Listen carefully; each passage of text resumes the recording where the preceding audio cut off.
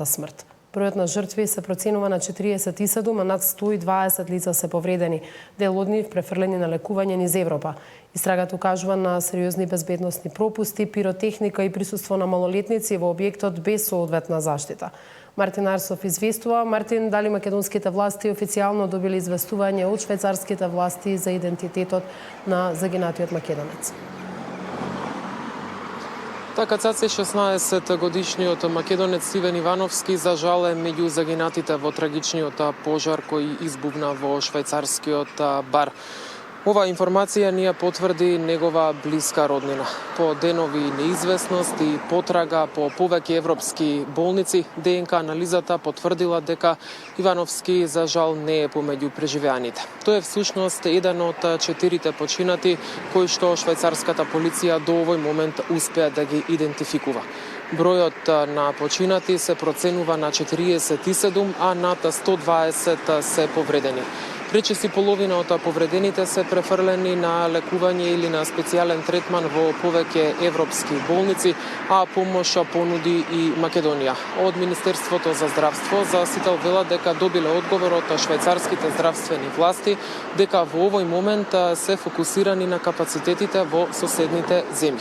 Од македонска страна, како помош, било понудено да се испратат 3 лекари, специјалисти од клиниката за пластична и реконструктивна хирургија, но и да се згрижат 3 пациенти на истата клиника. Сочувство до семејствата на загинатите упати и премиерот Мицкоски. Еве ги деталите. Младиот Стивен Ивановски е меѓу загинатите во пожарот во швајцарскиот бар. Негова блиска роднина за Сител потврди дека по неизвестноста и потрагата низ повеќе европски болници. ДНК анализата потврдила дека 16-годишниот Стивен не успел да се спаси од огнената стихија. Тој е меѓу 4 засега идентификувани од швајцарската полиција. Останатите се 2 девојчиња на возраст од 21 и 16 години и уште едно момче од 18 години, сите швајцарски државјани. Истовремено потврден е идентитетот на 113 повредени лица. Меѓу нив има 71 швајцарец, 14 французи, 11 италијанци, 4 државјани на Србија и по еден од Босна и Херцеговина, Белгија, Луксембург, Португалија и Полска. Бројот на загинати се проценува на 47, а над 120 се повредени. 50 од нив се префрлени во болници во други европски земји на специјализиран третман. Помош понуди и Македонија, но од Министерството за здравство вела дека од швајцарските власти добиле одговор дека во овој момент се фокусираат на поддршка и капацитети од соседните земји и земјите одговорното подрачје на повредените. Понудената помош што Министерството за здравство ја стави на располагање се однесува на упатување на 3 хирурзи од клиниката за пластична и реконструктивна хирургија, со искуство во третман на изгореници, согласно конкретните потреби што би ги утврдила Швајцарија, како и можност за болнички третман на 3 пациенти на клиниката за пластична и реконструктивна хирургија, велат од здравство за Сител. Премиерот Мицкоски изрази сочувство до семејствата на загинатите. Остануваме на линија, министерот Муцунски е на линија, јас исто имав со високи државни представници од Швајцарија телефонски разговор со амбасадорот тука во Македонија. Тоа што можев да го кажам им го пренесов од нашето искуство, дека е многу значајна брзата реакција и одредувањето на приоритети, посебно кај повредените и нивна дисперзија, затоа што не велам дека здравствениот систем во Швајцарија не може сето тоа да го прифати, но тоа представува еден вид и шок и за самите медицински лица наеднаш кога ќе се упатат околу 150-200 така тешко повредени. Кога ги гледав тие сцени се присетивно на утро што се случуваше тука во март месец во Кочани. Така што еве моје сочувство до настраданите и што побрзо опоравување на повредени. Прелиминарната истрага покажа дека до пожарот дошло поради пиротехника поставена на шишиња шампањ, кои биле доближени до таванот обложен со звучна изолација од лесно запаллив материјал. Сведоци раскажуваат дека во барот имало многу малолетници. Контролата на влезот и безбедноста била слаба, а обезбедувањето не реагирало соодветно кога бил пријавен пожарот. L'issue de secours, moi j'ai dû en fabriquer une moi-même en cassant une vitre, mais il y avait aucune lumière de exit comme il y a écrit. il y avait rien d'écrit, puis c'était vraiment, il y avait tellement de fumée qu'on voyait rien, puis il y a la moitié des gens qui s'étouffaient en même temps. C'était des personnes jeunes, hein, on parle d'adolescents, il y avait beaucoup d'adolescents. Et on en a qui, ils font pas forcément attention à l'âge ici. Ils nous disent ouais vous êtes majeurs, mais il y en a plein qui le sont pas. Et puis on en connaît des plus jeunes que nous qui sont malheureusement partis avec parce que les gens n'ont pas fait attention. Il y a pas eu assez de. Je pense que la sécurité a été très très mal gérée ce soir-là parce qu'il y a des videurs oui, mais ils font pas forcément très bien leur travail. Quand on a crié au feu, ils sont rentrés dedans juste pour voir où était le feu et puis eux-mêmes sont partis après. C'était catastrophique. Собственикот на барот во изјава за швајцарски весник рече дека е длабоко потресен, а од шокот ниту јадел, ниту спиел. Тој и неговата сопруга биле сослушани само како сведоци. Тамошното обвинителство отвори истрага и засега нема осомничени. Ке се проверуваат безбедносните мерки, бројот на гости и условите во барот. Оваа трагедија се смета за една од најтешките во поновата историја на Швајцарија. Мартин Арсов, Сител телевизија. Семејството на 2-годишниот Нагиб, кој загина од залутан куршум, ќе покрене постапка за да се утврди одговорност. Близгавите коловози причина за бројни сообраќајни несреќи, повик до возачите за внимателност.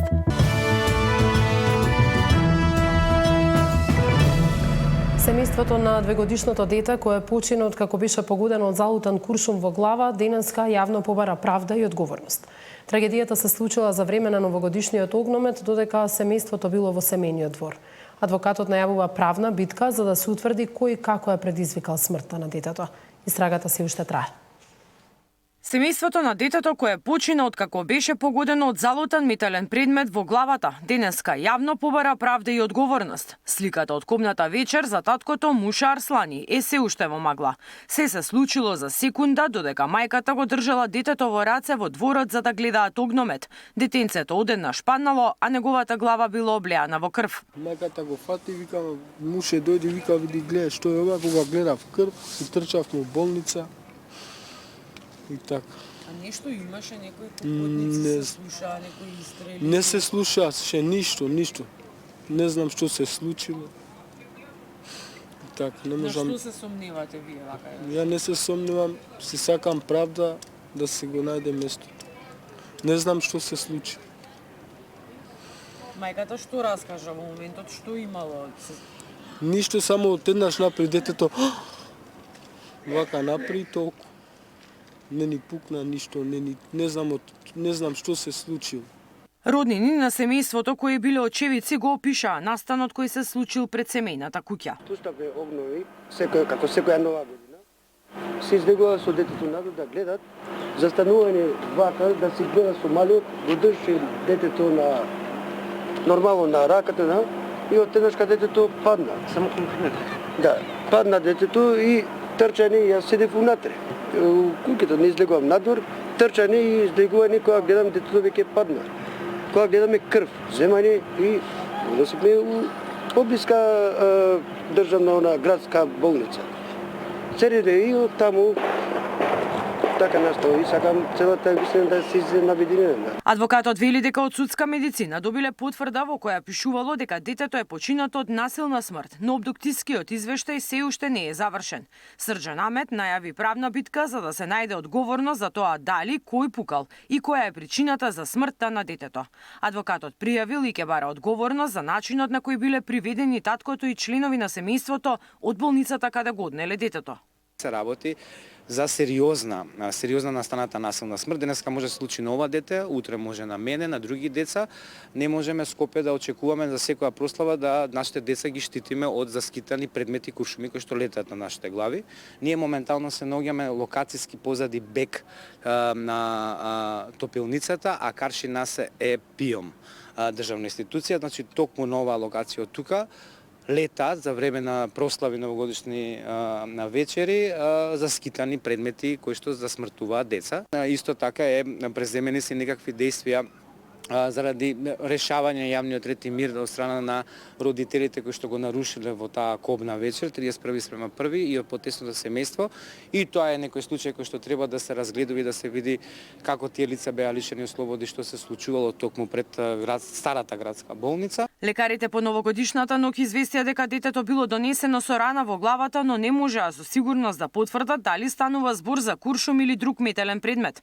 2-годишното дете им подлегна на тешките повреди на мозокот по 24 часа откако беше примено на клиниката. Лекарите соопштија дека деструкцијата на мозокот од метално страно тело не дозволувала хируршко лекување. Истрагата за случајот се уште е во тек. Мирјана Давидовска, Сител телевизија. 2 лица загинаа кога со автомобил вчера излетаа во реката Радика кај Бигорскиот манастир. Причината неофицијално е замрзнат коловоз. Трагедијата го отвори алармот за опасните услови на патиштата. Замрзнатите коловози предизвикаа низа сообраќајни несреќи во Тетовско и Гостиварско, вклучително и верижен судир со 10 возила. Надлежните служби се на терен, а возачите се повикуваат на крајна внимателност. Со возило излетале од патот и завршиле во Радика. Двајца сопружници од Видуше трагично го загубија животот во тешка сообраќајка кај Бигорски манастир. Надлежните екипи со часови го ваделе автомобилот од водите на Радика. Неофицијално замрзнатиот коловоз бил причината 56-годишниот возач да изгуби контрола над воланот и да заврши фатално. Во несреќата од здобиените повреди животот го загубиле возачот и неговата сопатничка МФ 56 од истото село, кои починале на лице место. Лекар од титна медицинска помош констатирала смрт и по насоки од јавен обвинител возилото е задржано во полициска станица за вонреден технички преглед, додека починатите се задржани за обдукција. Увид на лице место извршила увидна екипа од ОВР Гостивар. Поради ниските температури вчера дојде до замрзнување на коловозите во северозападниот регион во државата. Верижен судир со 10 автомобили предизвикале замрзнатите коловози на патот Тетово-Гостивар. Освен верижниот судир, во полицискиот билтен се најдоа и 3 други сообраќајки на патиштата во Тетовскиот регион. Загрижувачки податоци доаѓаат и од Гостивар. Петочната вечер се заокружува со 15 сообраќајки, од кои на 10 е извршен увид од страна на увидна екипа, додека за 5 не е побаран поради договор меѓу оштетените страни. Примени се и бројни пријави од граѓани од градовите Тетово и Гостивар, како и од околните населени места за замрзнати споредни и локални улици. По загрижувачкиот број на повици, сами го свика кризниот штаб. На граѓаните им порача да не излегуваат од дома. Ги повикуваме сите жители на Тетово да не ги напуштаат своите домови ниту со возило, ниту пешки, освен во неопходни случаи. Патиштата се исклучително лизгави, евидентирани се бројни несреќи и постои реален ризик по животите и безбедноста на граѓаните, напиша Касами на Facebook.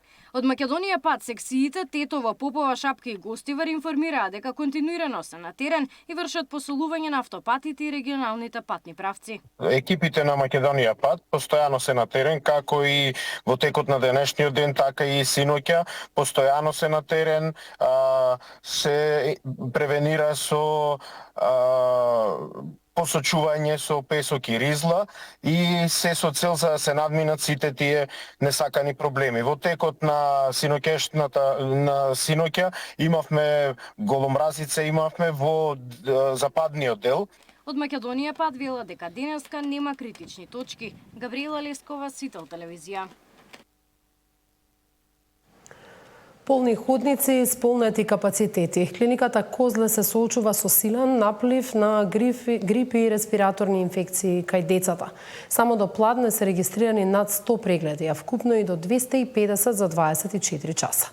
Дел од децата се со тешка клиничка слика, висока температура и пневмонии, а неколку се и на кислородна поддршка.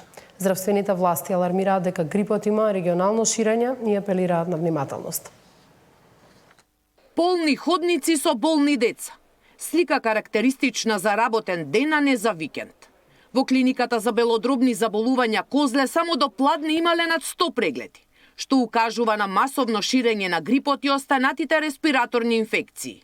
Капацитетите се исполнети и има 80 пациенти кои поради компликации се под постојан болнички надзор.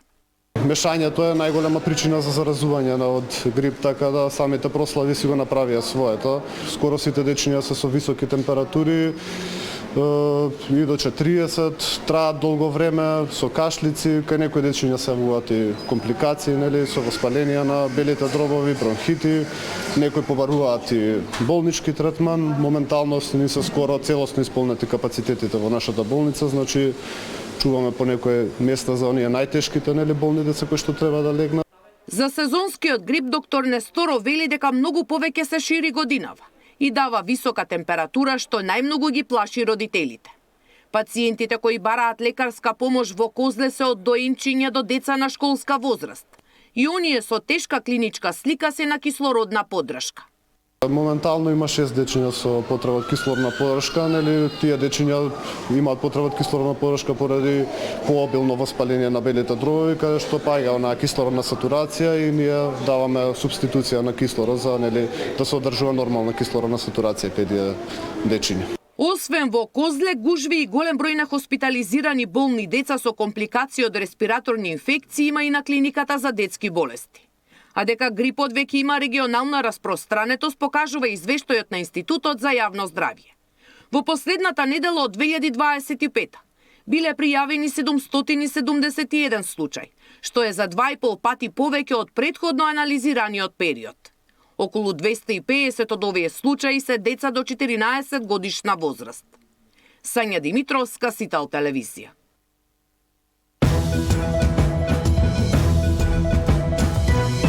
Што покажуваат бројките од 2025? Колку бебиња се родиле на државната клиника, колку често се преминува царскиот рез, колку се зачестени компликациите и предвремените раѓања, што е реновирано и зошто ќе се вратили можноста за инвитро на државната клиника.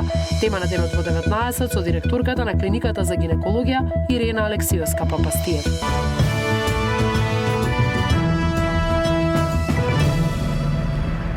Реформската агенда од планот за раст е забрзана, а владата реализирала 10 од 12 обврски, вели премиерот. Најавува дека изборниот законник ќе биде готов овој месец и дека пазарот на струја засега нема да се либерализира за да се избегне ценовен шок од 50 до 75%. Целта, како што рече, е стабилна економија, забрзани реформи, но и пристап до 750 милиони евра од Европскиот план за раст. Реформската агенда од планот за раст е значително забрзана, а најголем дел од предвидените чекори се веќе реализирани. Премиерот Христијан Мицкоски соопшти дека владата завршила 10 од вкупно 12 обврски. Тој очекува конечната верзија на изборниот законник да биде готова овој месец, пошто ќе почне и постапката за негово донесување. За да се избегне поскапување на струјата до 70%, Мицкоски вели дека владата свесно одлучила да не го либерализира пазарот на електрична енергија. Бидејќи ако тоа се случи, ценовниот шок за граѓаните ќе биде меѓу 50 и 75% поскапа електрична енергија. Затоа продолжуваме со политиката на субвенционирање. Тоа е првиот чекор што го прифатила претходната влада, која што сега гледате, вели се поскапила струјата, електричната енергија за 2,26%, па критикуваат и така, тие прифатиле да либерализираат, односно да престане субвенционирањето. Мицкоски очекува дека во следните 3 месеци државата ќе ги донесе и преостанатите обврски од планот за раст, чија цел е унапредување на економскиот раст и забрзување на реформите потребни за членство во Европската Унија. Ние домашната задача да ја завршиме. Акцискиот план за малцинства го завршивме согласно препораките од Европската комисија. Нашиот источен сосед па има некакви забелешки. Никој нема, само тие има. Така што ние сето она кое што е наша домашна задача ќе го завршиме. Ако Европската комисија одлучи да биде жртва на билатерализација на овие процеси, тоа е нивна работа, тука ние не можеме. Планот за раст е иницијатива на Европската Унија за финансирање на реформите во државата и поддршка на инфраструктурни проекти. За таа намена Македонија е предвидено да добие 750 милиони евра. Зоран Јаневски, Сител телевизија. Да внимаваат што посакуваат. Вака премиерот одговори на повторените тврдења од СДСМ дека ќе следат предвремени избори напролет. Опозицијата и натаму тврди дека постизборно владата ќе донесе мигранти за пари од Велика Британија, додека властите и натаму негираат.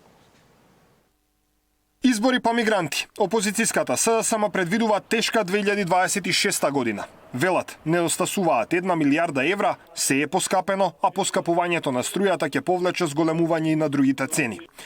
Бидејќи следуваат избори па мигранти оваа година, владата до изборите ќе се обидува со манипулации и мачкање очи да ги излаже граѓаните.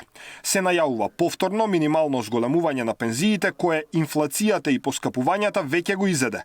Но минималното зголемување на дел од пензиите на власта и треба само за купување мир до изборите.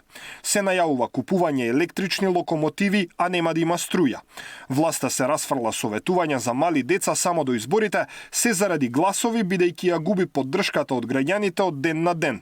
А потоа кога се ќе помине, од каде пари? Од договорите мигранти за пари. 6 милиарди за покривање на буџетските дупки за уште 1161 тендер за ортаклук од ВМРО Знам и за испумпување пари од граѓаните, велат од СДСМ. Прашан дали има вистина во опишувањата на СДСМ за можни избори, премиерот одговори кратко. Внимавајте што посакувате. Па јас не сум го слушнал тоа, дали спомнуваат, но понекогаш човек треба да внимава што посакува, може да му се оствари. Во изминатиот период Мицкоски неколку пати кажа дека 2026 ќе биде година на финансиско консолидирање и дека барем засега не се планираат избори. По објавата на британски Таймс дека Македонија влегла во официјални преговори со Обединетото кралство за прием на одбиени азиланти, опозицијата подолг период обвинува дека владата прифатила да прими странски државјани за пари. Владата демантираше, но само дома. Британската амбасада во земјава ниту потврди, ниту демантираше дека Скопје влегло во такви преговори со Лондон. Даниел Василев, Сител телевизија. Драконски казни и жестоки акции против маркетите кои применуваат нефер трговски практики и вештачки ги зголемуваат цените, најавува премиерот. Пазарниот инспекторат веќе е на терен, а во јануари се очекуваат постапки најмалку против 2 до 3 маркети. Владата уверува дека целта е заштита на граѓаните, стабилизација на цените и инфлација под 3%. Драконски казни за маркетите кои девијантно се однесуваат на пазарот и практикуваат нефер трговски практики, односно вештачки ги зголемуваат цените на производите, најави првиот човек на владата Христијан Мицкоски. И преку, условно кажано, маркетинг услуги, истражување на пазарот, наметнува давачки, кои што може да се квалификуваат како нефер трговски пракси кон производителите и дистрибутерите на производи во нивните маркети, за да имаат подобро место на рафтовите и на складовите. Пазарниот инспекторат будно ја следи состојбата на терен и ќе бидат преземени соодветни мерки. Во јануари веќе очекувам против 2 сигурно, а можеби и 3 такви маркети да отпочнеме жестоки акции. За стабилизирање на економската состојба во земјата, Мицкоски очекува годинава инфлацијата да не надмине 3% и да биде помала од растот на бруто домашниот производ. Напуштање на оние политики на воведување мерки, кои што знаеме дека 1-2 месеци вродија со плод, но тоа потоа се раслои во следните месеци и во тие месеци имавме висока инфлација. Со засилен инспекцијски надзор и најавени жестоки акции, целта е заштита на граѓаните, стабилизирање на цените и одржување на инфлацијата на контролирано ниво. За Сител, Трајан Ристовски. Тоа беше последна информација во овие вести. Следното издание е Централниот дневник во 19, каде како што најавивме моја гостинка ќе биде директорката на клиниката за гинекологија и акушерство. Останете до тогаш со Сител, имајте пријатно попладне.